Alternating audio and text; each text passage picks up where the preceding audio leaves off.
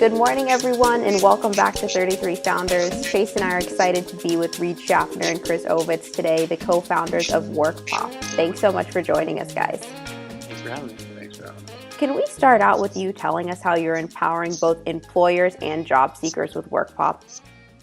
Yeah, I think we both sides have challenges with the way that they hire or find work today. I think if you look at the candidate journey today, especially in the entry level work market or service industries where we're focused, so waiters, retail associates, people at hotels, the way that those folks find work hasn't really changed in the last decade. You still largely go to a big job aggregator and you either apply through an applicant tracking system or you email in your resume. And that can be a very frustrating process. The number of applications that a job in that space gets can be upwards of 150. And so as a candidate, you often don't hear anything back. You don't know what you're doing wrong. You don't know why you're not getting the jobs that you think you're qualified for. And so on that side, we wanted to build an experience that would make that process easier for candidates, but also really give them a chance to grow. And so we're building a product that as they apply to jobs, gives them feedback. It teaches them what they might be doing wrong in jobs that they're more likely to get. And then on the employer side, it's funny, the same thing that's hard for candidates is hard for employers. They do get a huge demand for a lot of these jobs. And so, sorting through, in some cases, hundreds of paper applications and email as an attachment, trying to respond to all the candidates, trying to discern if the candidate is qualified from a paper resume can be really hard. And so we're trying to make that process a lot easier through things like video interviews, through things like giving them tools to screen applicants and messaging, and really trying to reduce the time it takes to get to a hire for those employers. Yeah, I mean, the old process is painful, it's dirty, and you guys have made it beautiful. And a lot of that comes from your background in the gaming industry. So what advantage does that play when it comes to designing web, UX, and eventually mobile? Yeah, I think games, especially social games, right? You have to build these experiences where you think about every click, and every click has to lead people to an action that makes sense. So I think we think about every button on the screen, what it drives. Does it bring people back? Does it give them an action that produces value? And then I think it manifests in feature design as well. So are there mechanics from games that we can bring into our product that ultimately results in a better application and a better employer experience? And then on mobile, I think one thing you learn with games is just really how to customize something for the mobile experience. I mean, we've all had to go through. I think everyone in the company that's on the development side has worked in games at one point, and so they've worked on both web games and then moving those games to mobile. And we've learned a lot about what does and doesn't work across platform. I think it's also in the DNA. Design is in the DNA of our team. One of our co-founders, a guy named J.U., had his own design firm before we actually met him at Scopely. He was with us there. He's done things like design. I'm not sure if you're familiar with Casa Nobles tequila, but he actually designed the bottle for that. So he had a very successful design firm, and we're lucky to have him. So a lot of him is in the product as well. Yeah, and the other thing, I mean, just that games is I think a lot of times when you're working on products that are going to be B2B or B2C or more business focused, people forget that the experience can still be fun, right? And so there's no reason that finding a job should have to be a miserable, draw, black and white, pop-up, text-driven experience. Like, you can still make that a fun experience. Now, whether that be through characters that help people or colors or the animation. Flashing buttons. Yeah, I mean, there are things you can do to make even the most what seem like rote processes exciting. And so I think that's something else that we always try and remind ourselves of is there's no reason that applying for jobs should have to be a depressing process. Yeah, it should be an exciting process, especially when you get the job. Yeah, right. One of the most important things you guys did before launching officially just a few weeks ago was going door to door to businesses in Los Angeles and having them adopt Workpop. How do you think that personal interaction and going back and actually going to these businesses to get them to use the product empowered your business? I think it was extremely important. I mean, direct sales is obviously very powerful. It's also very expensive, right? And so trying to make that scalable is going to be extremely important. But at first, these businesses, they expect to pay for something, right? So I think when we told them that the product to post a job was also free, I think they were like, wait, what's the catch here? But once they got to know, we have an incredible head of sales. He came down from Salesforce and has been driving that for us. And I think if you met him, you'd understand how good he is. Yeah, absolutely. And I think the other thing is that especially in the small business community, whether it be restaurants or retail or hotels, like we talked about, certainly word of mouth is a very powerful channel for growth, right? And so if those first 100 customers don't have a great experience, right? If they log into your product and it crashes, or they don't have someone there to answer the phone when they have an issue, they're not going to recommend it to their peers who they talk to a lot. And we certainly see that manifesting now. Like yesterday, organically, I think we added close to 30 jobs in a day. We're not even advertising yet, and that's coming from people that early on had that really high contact experience that are then going out and saying, hey, you're hiring for sous chefs and bussers and whatever. You should really use this platform that we're using. Yeah, and you guys both advise a lot of startups. What's the best piece of advice you would give them to get the most out of their beta period? Wow, that's a big question for one short little answer. Reed, no pressure. Well, I think there's a couple things I'd say. I think a lot of people think that beta period means blow through all of your cash. I think a lot of startups will they confuse like that initial launch with like the one moment they get. And so I think a lot of the guys I talk to, we talk about like what is the minimum number of people you need to expose it to at first to really find out what you need to learn.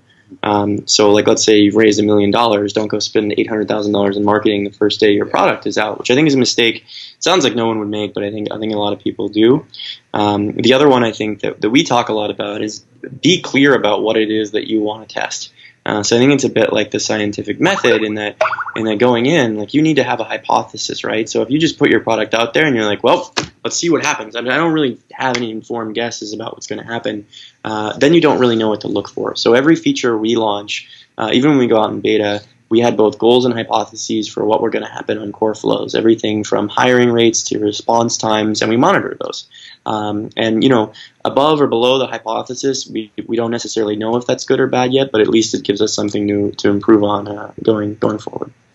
Also, another thing. Sorry, go ahead, please. No, you go ahead. I don't know. I was just going to say that. Also, one thing I would say is that you're always in beta. Like if you think about it, Facebook's still in beta, so you're always iterating, you're always changing, you're always trying to figure out, as Reed said, what things to test. So. Yeah, has there been anything that surprised you about that period so far?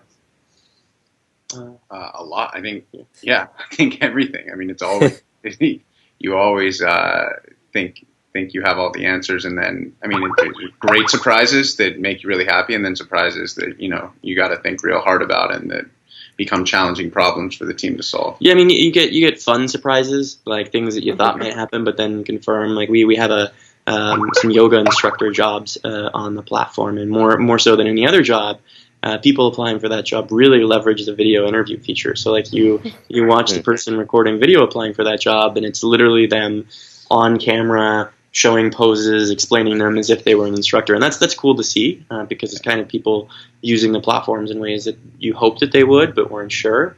And then you catch surprises that you didn't know about, right? So like employer responsiveness or the way that employers want to interact with candidates, like, and so you adapt.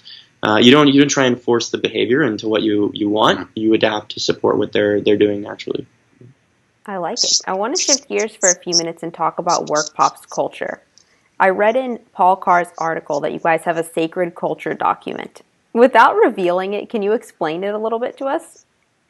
Yeah, sure. I'll let Reed talk about most of it, but for the most, it's nothing like we're not reinventing the wheel or anything. In fact, if you saw it, most of it you would think is common sense, but it's just something that we hold dear to us and want to hold everyone to, and make sure that anyone that joins the company knows it. Yeah, I think, as Chris mentioned, you're not going to, maybe with the exception of one or two, you won't find any tenants in there that are like, oh, yeah, of course, that's brand new. It was just something that I think early on we wanted to set of operating principles and ground rules that everyone who came into the company knew that we stood for. Some of them relate to customers. Like we have one that customers are our oxygen, and that means a lot of things to us. One is just like to remember to kind of always be there for them and put them first. But it also means things like we have a rule that no matter what customers do, no one in the office is allowed to make fun of them.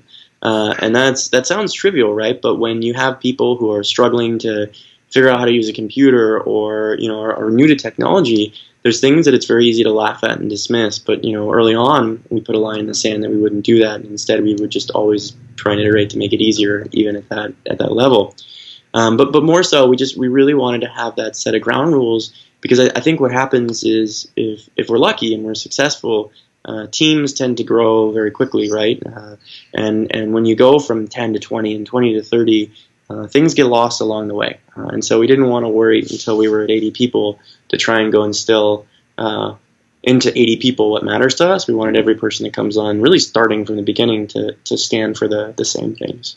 So you have the culture document, but when do you give it to people? Do you give it to them before they're hired, right after they're hired? Well, I think there's different steps, right? So everyone we interview, you evaluate on the criteria of the culture doc, right? So as you're interviewing someone, you think like you basically do things like, are they going to be someone that follows these tenets? And then the other piece is certainly right after they start. We're 10-person company right now, right? So we don't have a big formal orientation, but for everyone that comes in, we definitely take them through that. We take them through the annual goals. And we also take them through kind of, everything that we're trying to do on the roadmap. So you'll get that right when you start. Great. So on the note of culture, you guys are co-CEOs, and I rarely see that. How do you get the most out of your co-founder relationship? I think we're true partners, right? We both want the best for each other. It sounds cliche, but we're friends before business partners, and we both have very different skill sets. And there's Reed's a genius. I partnered with him for a reason. So, I respect his opinion above anyone else. And, we're very good at I think communication is key, and we're very good at communicating with each other. And so that enables us to use the co-CEO model. And it has worked for other companies. Warby Parker does it, and it works very well for them. Yeah, and I think Chris nailed it with communication is key. Another tenet we have at the company is embrace healthy debate.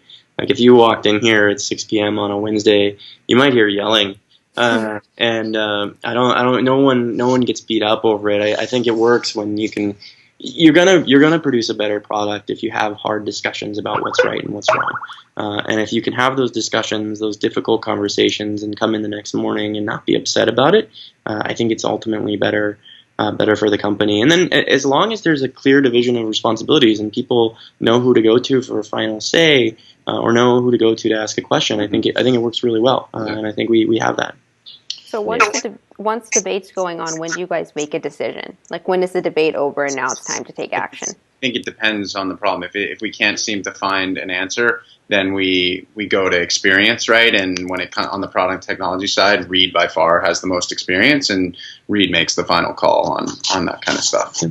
And where possible, like if we have time, ultimately we try and settle things with tests, right? So, and I think you'll read a lot. Oh, you should test everything. Like everything you do should be a test. The reality is that's nice to say, but when you have limited resources, it turns out that building tests actually takes time.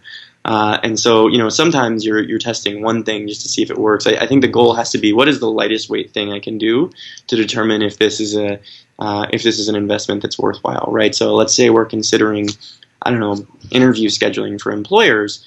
Do we go build the world's most elegant interview scheduling that connects to Outlook and connects to Google Calendar and does all these things, or do we, just put in a very lightweight feature that lets people send a text message and so I think, where possible, we try and settle debates with tests, right? Because ultimately, data should be the true decider in these discussions. But where that's not an option, ultimately we make a call.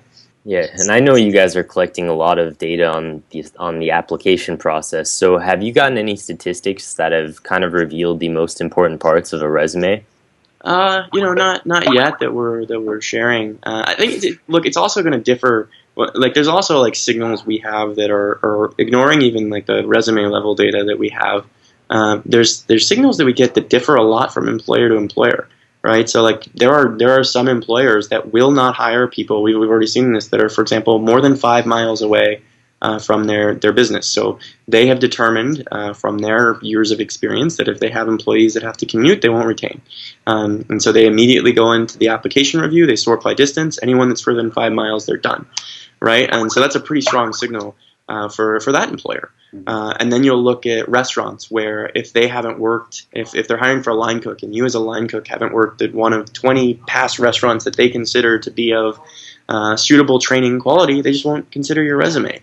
And so certainly there are some, I would say, prevailing signals that are going to start to make themselves clear pretty soon. But then there's an employer-by-employer preference that we'll have to look at as well. Great, and I know you guys are looking to add different features down the line, sort of like a dashboard for both employers and for job seekers. And I can really see Workpop in every city in the future. But before I scale you all across the United States, what do you want to happen in the next year?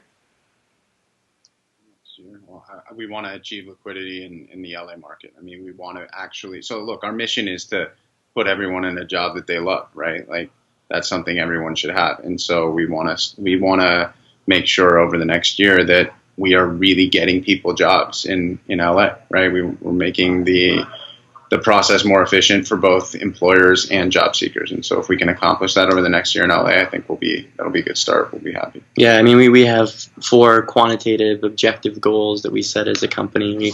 We use the OKR method internally already. But I think at the end of the day, like one of the things we talk about is like if the news was talking about us, like what would we want them to say? And I think there are headlines like we definitely want to hear. Like we want to be the top of the conversation for the way that people are thinking about finding work in LA in the segments that we're serving. And I think the other headline we really want to hear is we don't want to be another job board. Like we want this to be a community and a service where whether it be for employers or candidates, they can feel like they get value. Even if they don't get the first job that they apply to. Like I want this to be a community. We want this to be a community where people are growing, where they're not just getting jobs, they're getting better jobs. If they weren't finding jobs, they're finding jobs. And I think that's the tone of the conversation we want to hear in LA. And I think if we nail that here, and if employers are hiring and candidates are finding jobs, then we've been successful. And then I think the rest sort of follows from there. Yeah, I'd like it to be a household name in LA for sure.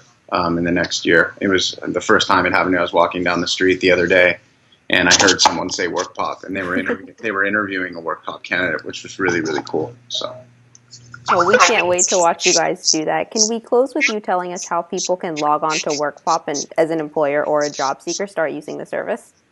Yeah, just go to workpop.com. It's that easy. There's 2 buttons. You can either browse jobs or start hiring. If you're an employer, you should start hiring. If you're a candidate, you should browse jobs. And I want to remind folks, like if you're outside of LA right now, if you're an employer, we will block you from posting a job right now. We still collect your information, and as soon as we're live in your city, we'll let you know. We do that because we just don't feel that we could necessarily do the justice to employers outside of LA. And so until we can really get into those markets and help those employers, we don't want them to have a bad experience. And likewise for candidates who aren't in the LA market, we don't have enough jobs for them yet. So really focused on LA right now. Great. Thank you guys so much for joining us. Thank you. Thank you.